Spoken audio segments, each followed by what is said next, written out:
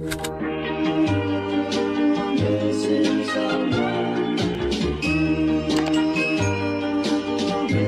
friends, welcome back to my channel. My name is Emily and this is the Em and Fam YouTube channel. Today I'm going to be talking about a topic that is extremely popular in the collecting communities lately, and that is Squishmallows! So, a lot of people are like really confused by the Squishmallow community, like a lot of people.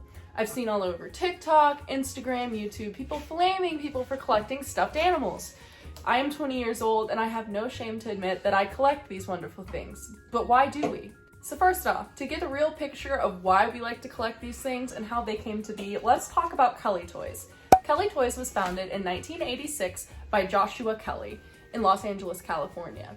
He made a lot of different kind of products back then, but in 2017 he had the idea to make Squishmallows. Squishmallows had a lot of Japan inspiration as well as some kawaii inspiration, hence their face. So what makes these collectible toys so appealing to even young adults? Since the pandemic, we've all experienced lots and lots of mental health crises. Anxiety, depression, lots of things. And these Squishmallows surprisingly can help with that. Squishmallows are soft, cuddly plushes that can be collected, and what's really, really cool is about the rarity of them. The first squad of Squishmallows, which I will show here, came out in 2017. These little buddies didn't actually gain as much popularity as you would think until about 2020. In 2019, they won the Toy Award.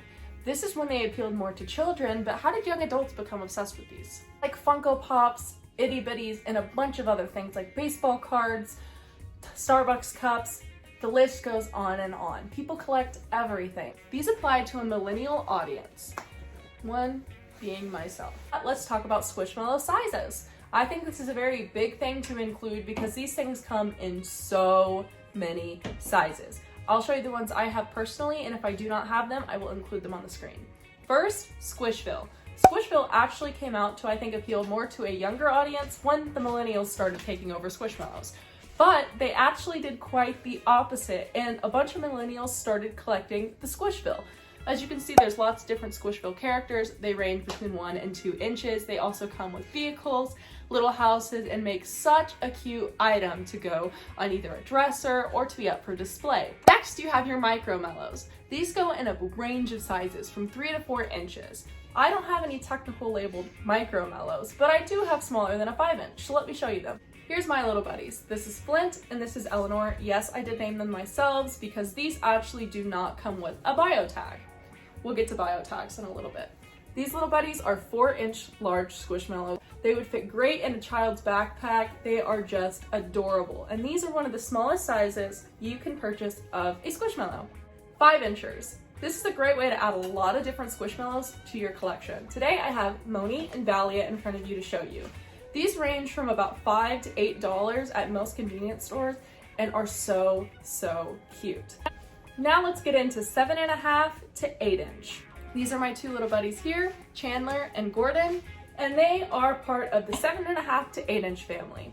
These can go in a range of different sizes depending on the store, but they're all about this general size. Super cute, and for me, very cuddly. I'm about 5'10", 5'11", and as you can see, this fits to my body and is still very, very small. I think Kelly Toys decided to make this version just to give you a little bit of a bigger pal to hang out with, but not too large.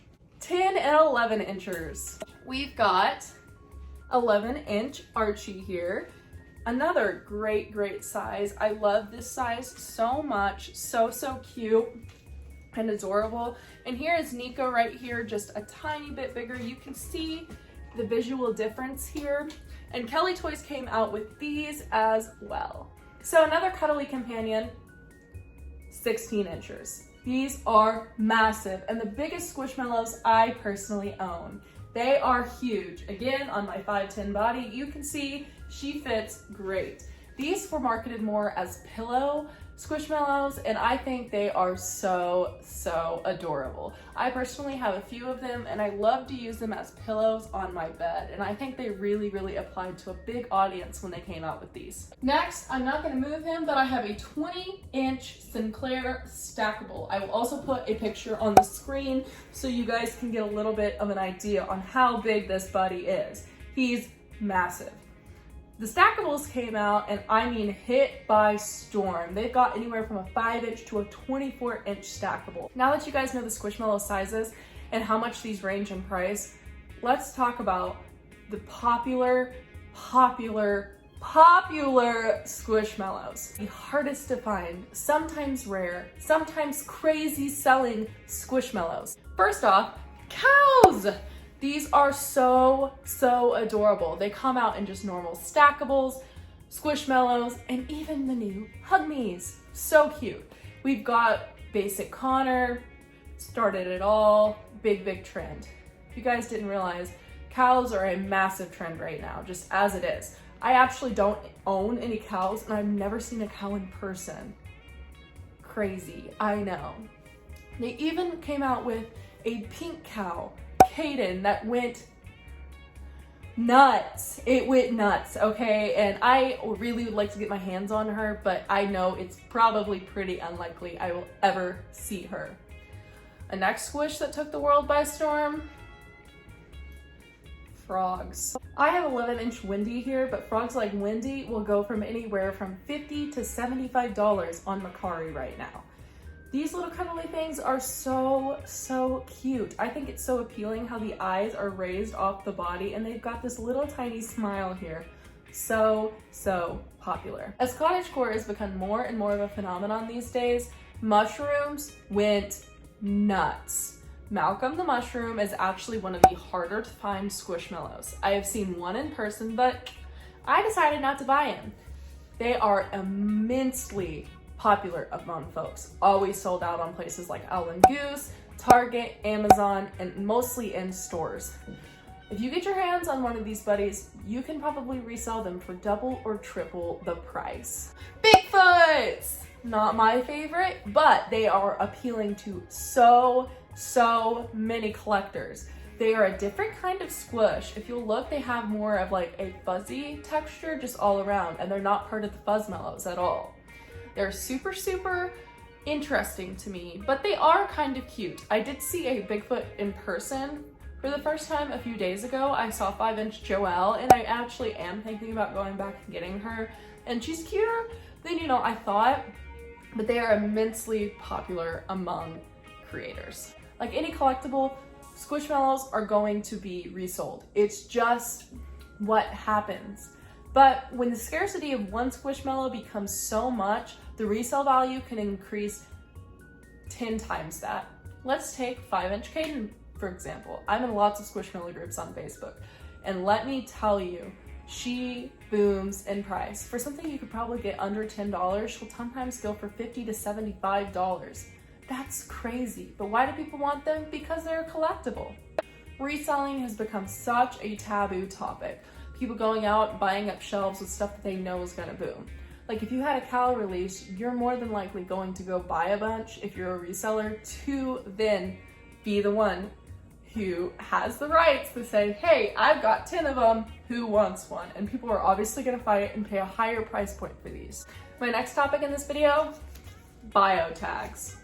I personally take mine off. Some people leave them on, but these are one of the coolest things about Squishmallows in my opinion. So let's look at a couple. From my first Squishmallow, Nico.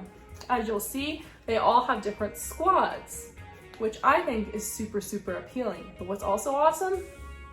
Stories that come. Let's read Nico's.